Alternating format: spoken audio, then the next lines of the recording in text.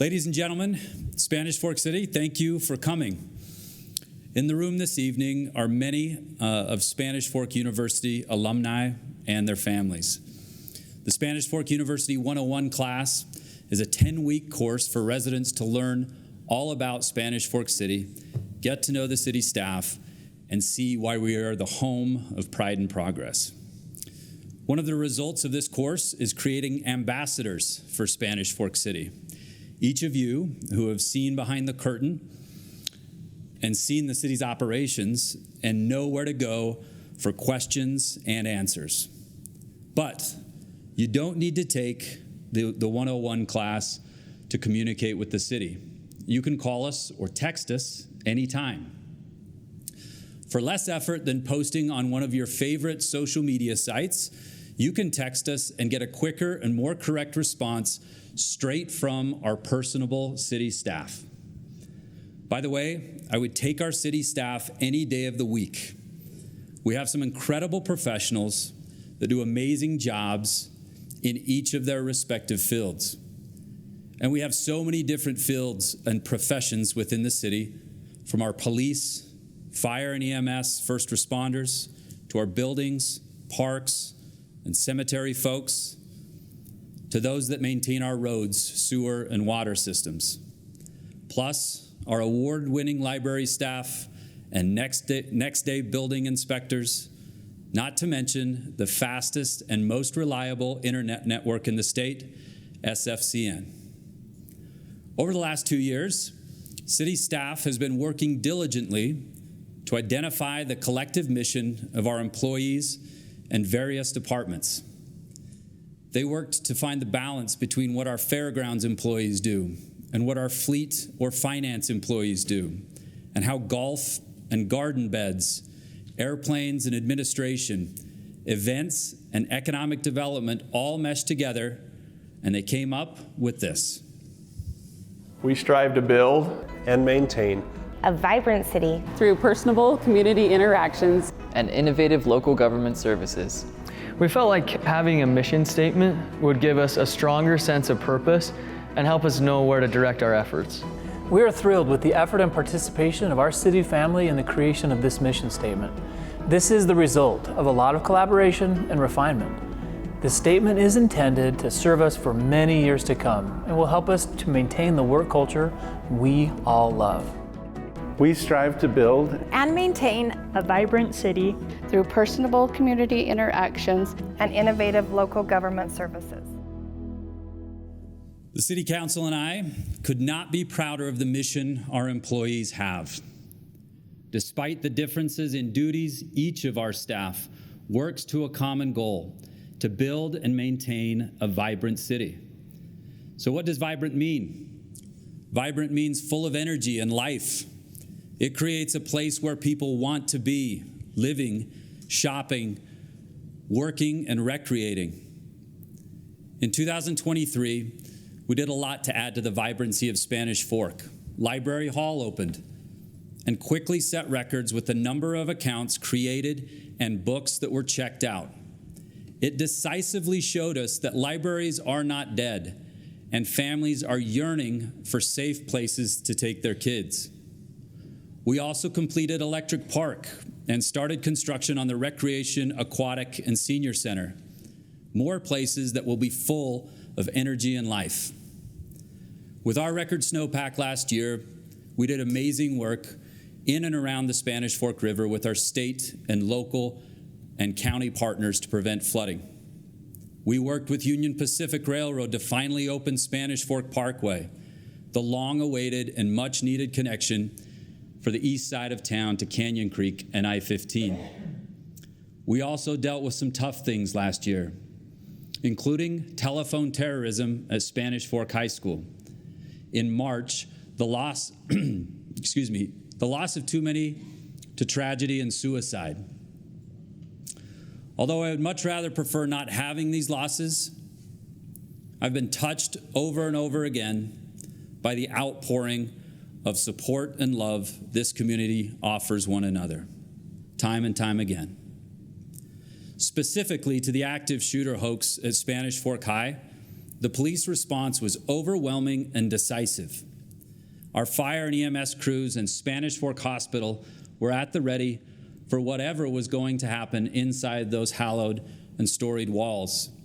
If this incident was a test of our response, rest assured, we passed the test. One of the biggest priorities we have for the upcoming year is ensuring that we can always pass the test and respond to the call, whatever it may be. Our fire and EMS crews responded to over 3,700 calls for service in 2023, and after a month and a half into 2024, we are already outpacing those numbers. This call volume and the firefighting standards of today have brought us to a crossroads that involves making major investments to our fire and EMS services. In 1908, the 20-man Spanish Fork Volunteer Fire Department was organized, and we have been reaping the benefits of that decision for over a century. Because of the dedication of our volunteers for years, we have been able to do a lot of things as a city while keeping property taxes well below the county average. Spanish Fork would not be what it is today without the volunteers we've had for 125 years and still have on our crews today. To those volunteers and your families, thank you for your service and sacrifice. Our city, however, is getting too big to lift by volunteers alone. For example, there were 4 LDS wards in 1908. There are 10 LDS stakes today. Most volunteers used to work in the city and be able to respond to the handful of calls for service. And now, most of the volunteers work outside the city, and there are much more than a handful of calls. And no, it's not just more calls on US 6. It's calls from our friends and family and calls from the Spanish Fork Hospital. Emergency services responding to a call is always personal for a family or an individual. No one knows this better than Councilman Marshall, Councilwoman Beck, and myself. In the recent past, emergency services have taken care of our loved ones in their time of need. So we're working on ways to fund fire and EMS from already existing revenues. We're working to prioritize projects in order to meet the challenges of today's service level expectations. Chief Hales and his very experienced team are working on innovative ways to staff our stations, continue to use our dedicated volunteers, and be able to respond when one of us makes a call in our moment of need. Another top priority for 2024 is to update the land use element of our general plan. This plan is our guide to smart growth and what our growth in Spanish Fork will look like.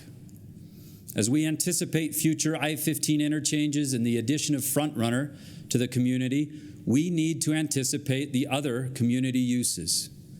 Where does it make sense to have high-density housing or commercial or industrial uses? We've partnered with a very experienced firm to help us with this process of creating our blueprint for growth. Growth is going to happen. There are many reasons for this, and they're all important to understand, so here are a few. Number one, we have created a vibrant community that people, including our own kids, want to be a part of. I still get the small town feeling every time state champions ride a fire truck down Main Street. Boys wrestling just did that last week from Spanish Fork High. Number two, state lawmakers continue and will continue to push cities to be part of the solution for a housing shortage in Utah.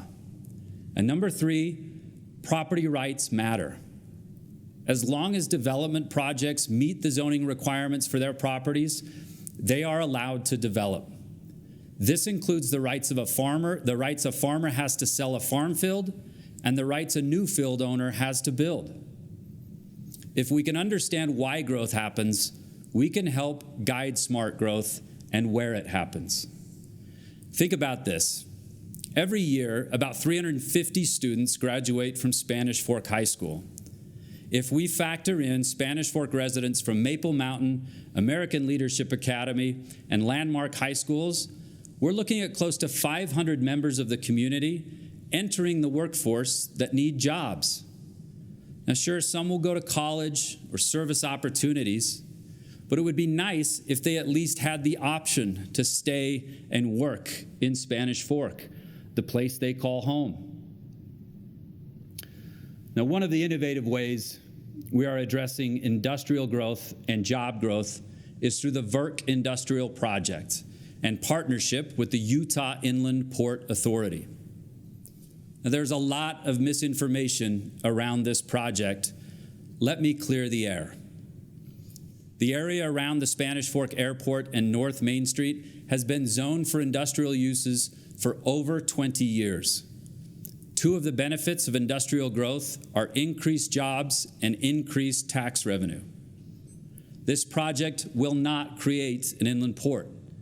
The Port Authority's involvement is in the project as strictly as a funding mechanism to help facilitate the multi-million-dollar investments that companies will make to call Spanish Fork home, especially in regards to public infrastructure. The VERC project is a good thing for Spanish Fork. Industrial investment allows us to keep property taxes low and still provide the high quality of life that we enjoy. The one thing that many of us don't enjoy, however, is traffic. And it's a reality that isn't going to change unless we really get innovative. Although we love the connectivity of Highway 6 that it offers, and it's a very popular route for people up and down the Wasatch Front, it's a diagonal road that was placed onto our grid system. It creates some real challenges. The other very popular road in town is Main Street, especially for non-Spanish Fork residents. That's why our engineering team has been hard at work to help our traffic flow better north and south so that we don't have to use those major and busy roads. Let's take a look at the plan for this north-south corridor project. Hey, Spanish Fork, we're growing. Good for us. And with great growth comes great traffic, I suppose. Especially if you're driving north. It's just a headache. Everyone's using the same roads. Yeah, those two. And I mean everyone. Towns to the south, people coming through the canyon. These are crowded roads. But we still use them. Because what else are we going to do? I mean, say you live here. You're heading north, freeway, shopping, whatever. You're going to detour to these roads because otherwise, well, you've got a stop sign here, here, here, and here, and you got to cross Center Street at this one, which is just not very pleasant to contemplate. What we need in Spanish Fork are better north-south options. Okay, so let's see if we can make this work. All right, we'll change these stop signs to roundabouts. Roundabouts keep us moving safely. Let's remove this stop sign altogether, and what do you say we just put a stoplight on Center Street? Check it out. It's safer. There's way less stopping. It's a good route now. The old bad option is the new good option. And we're not running into every north-south driver in town on the same two roads anymore. And this is exactly what we're doing. Every third road off of Main Street will receive this tender, loving care.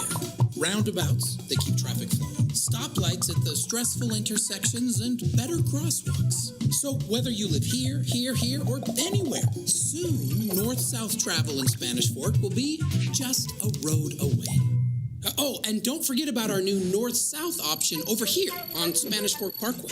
It's already up and running. Give it a try. Anyway, to learn more about these and other improvements, visit the Public Works page at SpanishFork.org. Now, don't go sharing this with all your friends in Salem. They can stay on the same state roads, or better yet, help them find northbound I-15 from the south end of town by using the new Mount Loafer Parkway. These north-south corridors should provide residents with some new routes to get around town, and they'll especially be helpful as UDOT makes upgrades to Highway 6 this summer and Main Street gets reconstructed in a couple of years. Speaking of Main Street, I think the most exciting thing happening right now is on Main Street and Volunteer Drive, the home of our new indoor-outdoor recreation, aquatic, and senior center.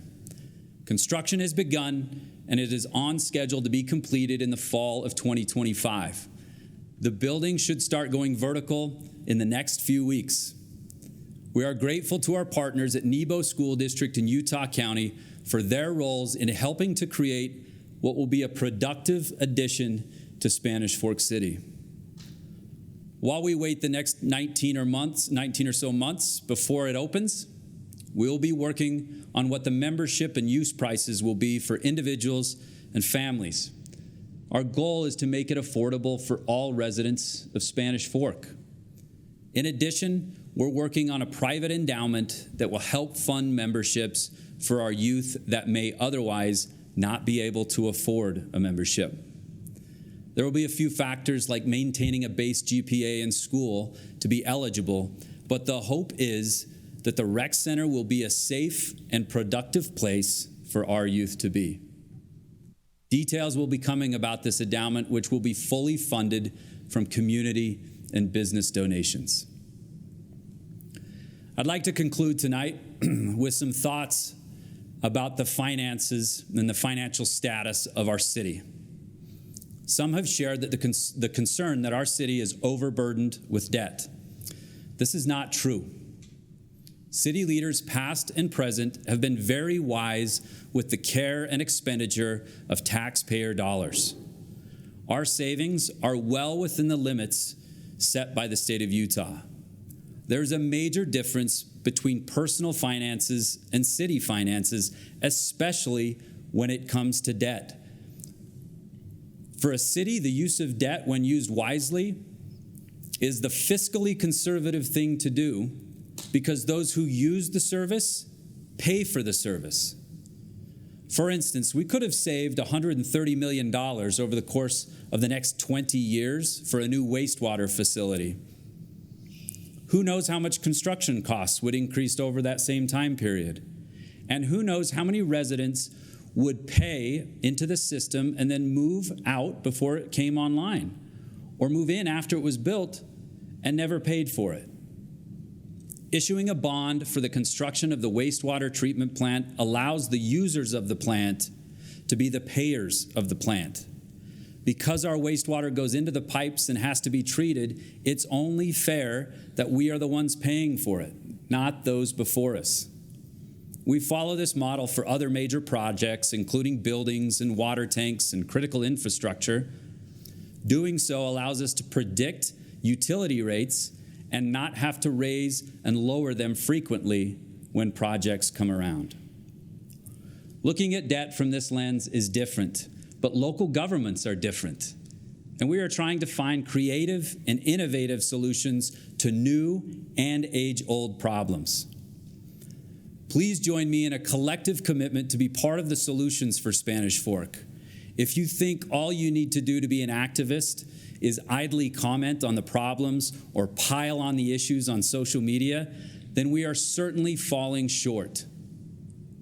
Please join me in always remembering our agricultural roots. This year is the 100th year of the Utah State Junior Livestock Show, which has been held right here in Spanish Fork for a century. This is the 82nd year of the Fiesta Days Hall of Fame Rodeo and the Fiesta Days celebrations that come with it each July. Please get engaged and get involved. Come out to events and sign up for programs. Reach out for answers to questions, and more importantly, reach out to one another. The 45,000 of us that call Spanish Fork home is what makes us who we are. I'm happy to report that the state of the city is strong. As your mayor and council and 250 committed full-time employees, we are grateful to those that came before us, those who created an environment for us to honor the heritage of our ancestors while leaning into the challenges and opportunities that lie ahead. Thank you. May God continue to bless the United States, the state of Utah, and our city of Spanish Fork, the home of pride and progress. Thank you.